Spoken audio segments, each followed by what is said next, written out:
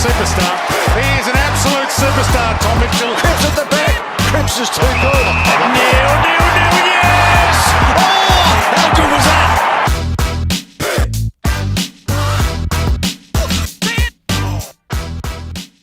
All right, Thomas, how are you?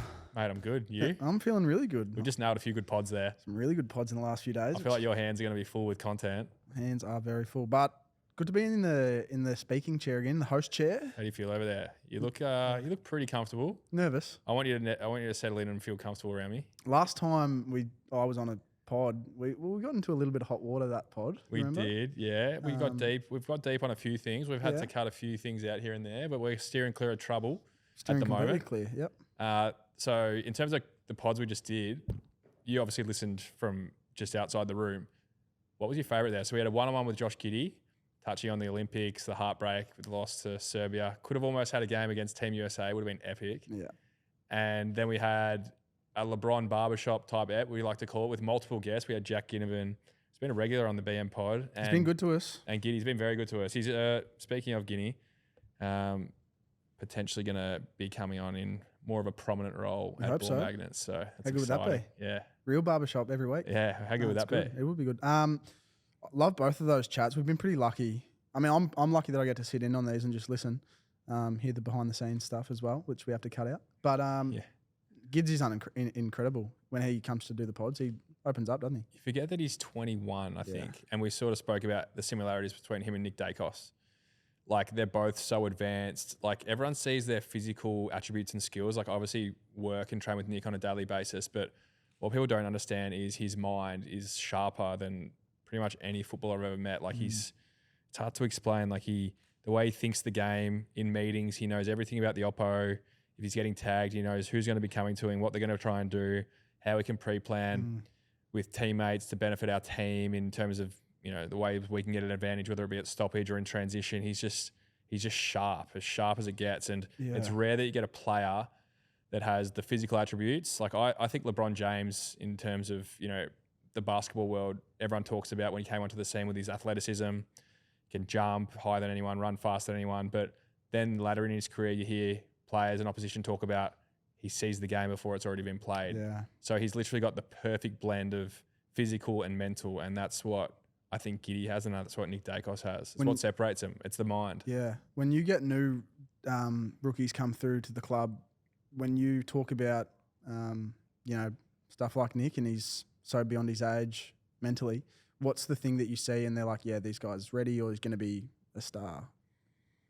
Yeah, it's hard to explain. It's like you can just... Has there been many of those? No, not been many. Not in their first and second year. Like, obviously, it takes guys a while, the stars of the comp, to grasp it and then become real superstars. But I haven't seen anyone like him who just gets it straight away. The professionalism, the punctuality, the ability to push yourself, the ability to know what questions to ask to advance yourself early in your career, in the gym, on the track, just knowing what to ask. Like, it's hard to come in as an athlete or an AFL player and know even what to ask. Like, you learn along the journey, you pick up things, but he knows the questions to ask to get him to that level quicker. So I actually think, and the Cripper and I had a great chat about this, the best players, majority of the time, are the smartest ones. And I know that sounds basic. Like, I think there's types of players out there, and I won't mention names, but guys who sort of play on instinct and have freakish talents. And I'm not saying they're not smart, but I think there's that type of player out there.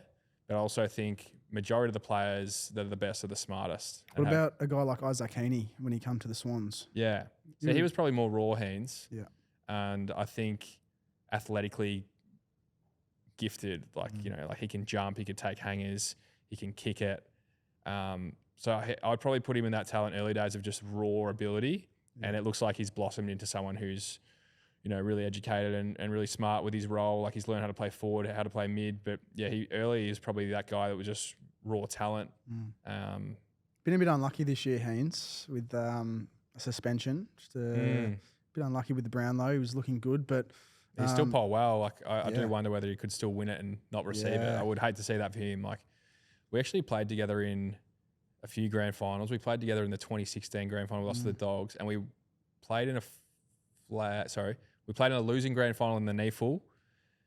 When you were averaging 60? Aspley, back in the glory NEFL days. It was actually, we had a star-studded sort of reserves team at the time. I remember Callum Mills played, Heaney played, Got a Hanbury in there, maybe. myself played, Henry played, Toby Nankervis played, George Hewitt played. Huge. So guys that have gone on to have decent careers, Yeah. but we're all in the twos. We still didn't get it done. It's a good team Yeah, solid twos team. against the Dill Buckleys. Yeah. Speaking of unlucky years, you've had a bit of an unlucky year yourself. Yeah, it's been frustrating. Yeah. Like I've touched on it a little bit off air with yourself, but it's crazy. Like you live the absolute high of what last year was, like the absolute epitome of everything you dream about, playing a grand final, everything you could dream of, play. I think last year, I really embraced and wanted to sacrifice and buy into my role for the team. And yeah, I think, played some strong footy last season. I think when you're in the peak years of your career, which is typically, I reckon, around the 27 mark, although guys are playing really well deeper into their 30s now, which I'm hoping and planning to do. But you go from that feeling of absolute elation to this year. I remember in the preseason getting most of the work done, but just like I just had this little niggle in my foot. It probably came later in the preseason. I noticed in the preseason games, but you've done this big block of preseason. The games are about to start. It wasn't probably the injury that I thought could derail a season. Like it was just a niggle. I'm like, I've dealt with these things before. I think it's something I can work through. And then I remember playing probably the first 6 games. I rolled my other ankle, which was minor early in the season. And probably the first 6 games I played, managed to go okay. My 200th game was one memory that will stand out, that I'll look back on, reflect on, and be really proud of. Having an away win in Brizzy, and our season was zipping through. I think both teams might have been zipping through at the time. So that was one positive of the season. And then I just remember my foot just starting to slowly break down. Couldn't train, couldn't run, plantar fasciitis. It's for anyone that's had it, it's not fun. And mine was that bad that I actually had to go and get surgery done. Like I couldn't even walk pain-free, let alone sort of jog, run. So Is that where it's hard to bend the ball of your foot, or what? Explain that. it's sort of the fascia along the bottom of your foot. So yeah, mine was just very, very irritated. And basically the surgery procedure is, there's a number of players in the AFL have had it. I probably can't mention who they are for privacy reasons, but they basically go and cut. They just cut it in half. So I don't have a plantar fascia in that foot now. A lot of guys have responded really well. I unfortunately haven't yet, but I'm hoping that I turn that corner soon. But basically, because the mechanics in your foot changes, you don't have a fascia in your foot. So what I've noticed anyway, and the mechanics of my foot when I'm walking is sort of rolling around a bit more. I don't have as much stability. So I've got a few little other areas of soreness in my foot, but I think it was the right call to put the cue in the rack for this season, because if I tried to make a comeback, my foot wasn't quite right, and I probably would have been a bit underdone fitness-wise, or I would have been. But also had a few bouts of appendicitis, which wasn't ideal either. So what was the doctors put you on antibiotics? Yeah. And you could have gone for surgery straight away, but decided not to because So you thought you were a chance. so I had appendicitis earlier in the year. Went in, rushed to emergency, and they said your appendix is about to go. Or it was, they said we can shrink this taking antibiotics. If you do the surgery, you'll be out for a month. And it's kind of in the period middle of the year where I was trying to get back to play, and I was like, I've missed enough footy. Like I'll get through this, and then get this appendix out at the end of the year. So that was my plan.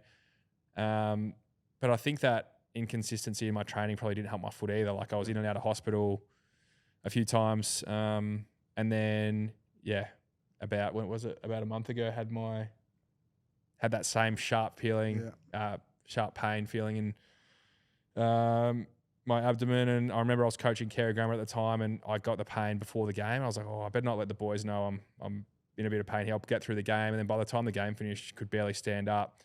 I remember going to the waiting room at the Epworth and actually ran into Chris, who works at Ball Magnets. He'd broken a finger, so I had a familiar face in there. But I was curled up in a ball in the emergency room, just like something's not right here. And so they sort of got me through.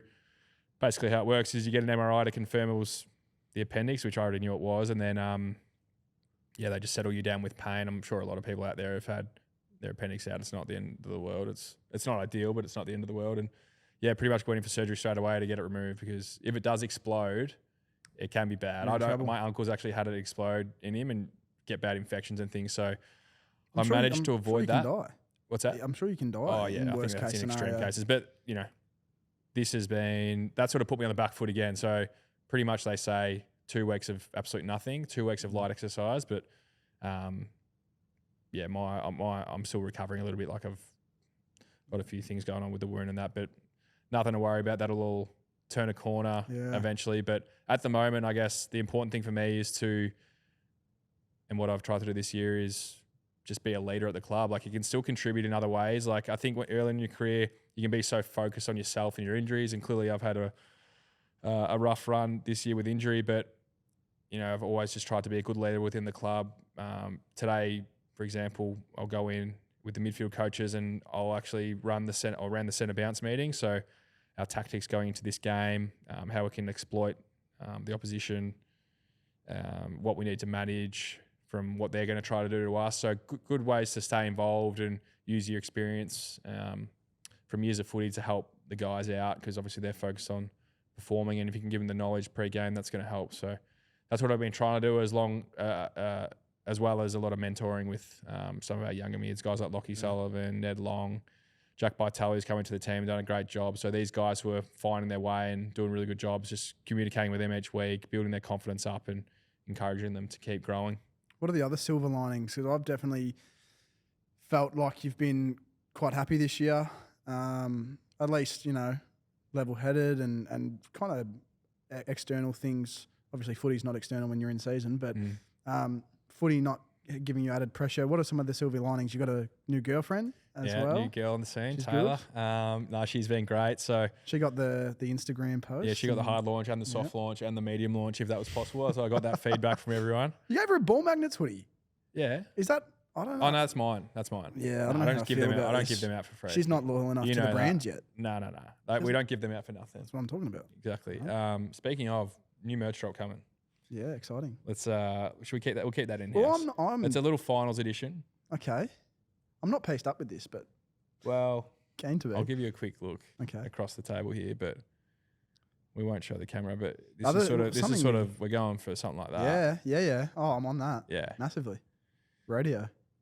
So anyway, watch this space. Yeah. The next, I'm going to say, couple of weeks, there'll be a new Ball Magnets hoodie and tee coming out, because we had a lot of people contact us actually who missed out, and that's sort of the tough thing when you're doing these limited edition releases, that people do miss out. But we'll give the dates and times so that people who want to be first in, best dressed, get rewarded. Something we can announce is in a few weeks' time, Carmelo Anthony is coming to the country. Pretty exciting. It's massive. It's huge. Like, I'm a basketball nuffy. I don't think you understand like how much I understand. love. Yeah, you understand how much I love that era of basketball. Like growing up watching, Allen Iverson was my original idol, and I got all his jerseys. So when I was a kid, I had his jerseys, and then you sort of grow up playing, NBA Live 2005, and it was always Carmelo Anthony, LeBron, AI, B-Wade. Stephen Marbury, like even probably before that time. But like to be able to do what we're doing with Carmelo Anthony, like do some camps with him. He's doing a camp in Melbourne and Perth. Top 10 scorer of all time. One of the great top 75 player NBA of all time. Obviously, we'll be having a chat with him, doing content with him. So we're pretty lucky, aren't we, at Ball Magnets? Like, we've been fortunate enough to do content with Shaquille O'Neal, Dirk Nowitzki, Seth Curry, Cam Johnson, Jason Tatum. Like, we've, guys that have been right at the top of their Who's field in doing bas- this? Who's doing this? Hey? No one's doing this except for us. Yeah, we've been very lucky, but we try and do a good job as well. And I don't know. I think when we've rubbed shoulders with these guys, although they have no idea what AFL is, like they think we play rugby. I think they like the athlete-to-athlete interaction. You can sort of relate to similar things, whether it be media pressure, injury. Like there's so many things you can relate to because you live such similar lives. So it's going to be cool to chat to Carmelo Anthony, talk about his career. Like there's so many stories I want to ask him around. I know it might sound, he's probably told the stories 1,000 times, but I want to know about, his relationship with LeBron James. Yeah. Kobe Bryant actually said that Carmelo Anthony was his closest teammate in the 2008 Olympic team. Wow. And so Melo actually helped gel the team. So he brought Kobe in with LeBron, Wade, and CP3 to gel because there was a lot of alpha energy. Yeah. And he sort of brought the team together and helped them win gold. So there's so many cool stories I want to ask him. And how's your airing that on post-fade? Ball Magnets. What's that? How's your post-fade? My post-fade? My post-fade. I thought you were talking about my haircut. My haircut's not good. No. My fade's not good. My post-fade, well, I can't really do much physically at the moment. Like, obviously, I'm just waiting for my body to recover. So I'm going to have to put some work into that because I can't have an ugly jumper in front of one of the cleanest jump shooters of all time. All right. Well, maybe when you're like 90% back, I reckon that's probably fair 1v1, me, you. Similar anaerobic capacity. I actually have seen you posting on Instagram a lot, just setting up the self-timer. Yeah. You got a few good handles there. I know what I'm doing. I know what you do, though. Yeah. You cut out all your misses, and you make it look like you made 10 in a row. First take. No, bullshit. First take, 3 makes. Absolute bullshit. All right. Anyway, we'll go one-on-one. Yeah, we'll make it happen. We did a shoot down at Hoop City with Josh Giddey. We went through all his dribbling packages, all his shooting packages, all his passing packages. And this is some of the content that we'll be releasing through our YouTube channel. Yeah. Obviously, you're in charge of this. So where can everyone find it mostly? Yeah, so over the next sort of couple of months, the off-season will come around as well, and we'll have a bunch of training content coming out. Kind of migrating a lot of our app content onto YouTube, trying to make it free and easy to access. And we'll also be doing some content with Giddey while he's here. He's obviously shooting back to Chicago in a few weeks, but Jordan Lawley, his trainer, is out here at the moment, who's trained Kobe Bryant, Carmelo Anthony, Klay Thompson, and we're going to have the chance to rub shoulders with these guys when they're training and getting some behind-the-scenes access of how an NBA player trains, which no one else can get. So I'm really enjoying this vlog-style content we're doing as well. So we'll see some more vlogs on the Ball Magnets YouTube channel. We've done some behind-the-scenes with Cripper, Giddey. Meeting Jordan Lawley is going to be cool. We've got him coming to the Pies game this weekend as well. We've had him on the pod before too. He's an alum of the pod. What's that? He's an alumni of the pod. He is. That was good. That was a good ep. A lot of good stuff happening at BMHQ. How's Barry? How's Barry Mitchell? Barry's good. He's got BM. He's got your initials. He always says to me, "Are they my initials on your top?" I'm like, well, you can claim that if you want, but yeah, me and Baz. Yeah, Baz and Baz. He's good, Baz. What's he doing? Yeah, so Dad's still helping out at local footy level with Bairnsdale, where my brother plays. So he helps out at country level. But yeah, I was actually this is crazy. So I was actually in a text group today with my dad and Paul Kelly. So Dad and Paul Kelly were best mates. They played at the Swans together, and sent this photo through. It's when I'm 2 years old, and it was a really cool photo. It's of Paul Kelly. He just won the Brownlow. I'm not sure what year he won it, but there's a picture of me. I must be 1 or 2 years old, and he's holding me in the Brownlow. So I don't know. I just like look back at that. Screen. What's that? Put that up on screen. Yeah, I don't know. I just thought that was really cool. Close family friend he actually presented my first game jumper to me when I was at the Swans, and yeah, I was just chatting to Dad and Cal before, and that popped up, and I just thought that's really cool to see that. So it is like crazy to think. Like sometimes I reflect on my footy journey, and obviously Dad played footy, and like he coached at Carlton when I was a young tacker. And so like I remember growing up basically in the Carlton change rooms. Like I was kicking the ball with Fev, Kudafides. Kuda's one of my favourites.